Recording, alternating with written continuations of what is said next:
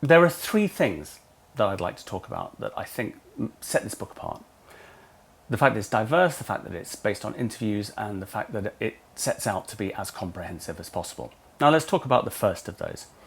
Diversity. There are something like 50 or so people practicing consensual non-monogamy around the world who I've interviewed, from places as far apart as Australia and Indonesia, India, Singapore, Russia, across Europe, Brazil, Zimbabwe, South Africa, and of course North America.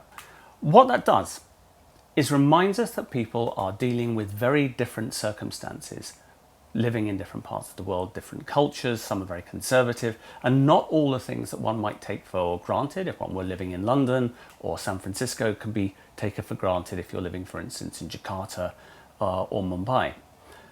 And that's worth remembering because in many respects, we need to remember that consensual non-monogamy is very networked. So your metamors and meta-metamors, your partner's partners and your partner's partner's partners, could easily be from other parts of the world, just because it doesn't take too many degrees of remove to really spread out geographically.